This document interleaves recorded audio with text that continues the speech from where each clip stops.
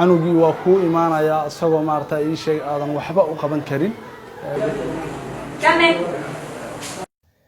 baaritaanka xilliga hore ee ogaanshaha heerka awoodda aragga indhaha ayaa muhiim ah si loo gaaro karti buuxda iyo yool sare oo waxbarashada ardayda ah. arrintan meelaha loogu baahida badan yahay waa dugsiyada iyo goobaha waxbarashada. ololahana caafimaad wuxuu si mutadawacnimo leh ugu kuurgalayaa usbuuciiba hal mar qiimaynta heerka aragga ardayda dugsiyada hoose dhexe iyo sare ee gobolka. ilmaha markay yar yihiin especially da'dooda 12 sano ay ka yar tahay intooda badan hadday problem indhaha gaar ahaan la xiriira aragtida ay qabaan way adag tahay ama waalidka ama macallimiinta inay ogaadaan. saas darteed mar walba waa inay ama hospitaal indhaha la geeyaa ama dhaqaatiirta indhuhu ay ku booqdaan iskuulaadka ay joogaan. saas darteed ayaan waxaan isla garanay anagoo la kaashanayna jaamacadda Aadan Cadde International University iyo Aadan Cabdulle Foundation inaan bilowno program National School Eye Screening Program oo aan rabno inaan baarno caruurta iskuulaadka dhigato waddanka oo dhan, laakiin gaar ahaan marka ugu horeysa aan ku bilaabayno gobolka Banaadir. barnaamijkan oo loogu yeero baaritaanka indhaha iskuullada qaranka Soomaaliyeed wuxuu sidoo kale qiimeynayaa cilladaha kala duwan ee horseedka ka ah aragti xumida ku timaada carruurta ee sababta in waqti dambe la ogaado.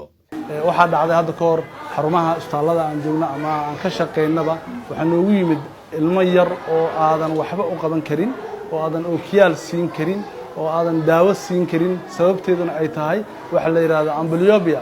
amblyopia waxa waa canuga asagoo yar intuu yar yahay in araggiisa la ogaado. haddii uu canugaas u baahan yahay araggiisa in la daaweeyo oo wax laga qabto, haddii dib looga dhaco canugaas hadhow dambe waxaa imaanayso in araggiisii la dhaqaajin waayo oo meeshaas uu ku hakado.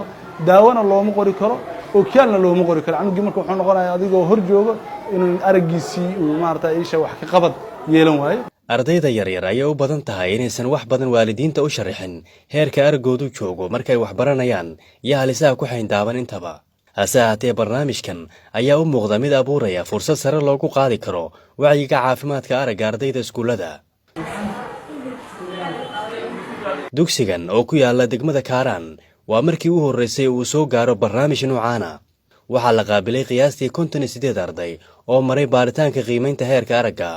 waa arrin loo baahnaa in iskuulka inta la yimaado la ogaado.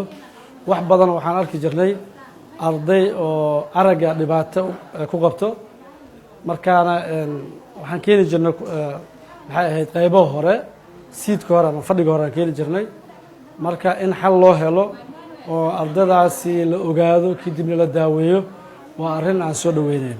dhakhaatiirta barnaamijkan fulinaysa ayaa sheegay in 13 ka mid ah 58 arday ee loo sameeyey baarista uu heerkooda araggu hooseeyey, halka halkiis oo ka mid ahna uu ahaa xaaladda caadka indhaha.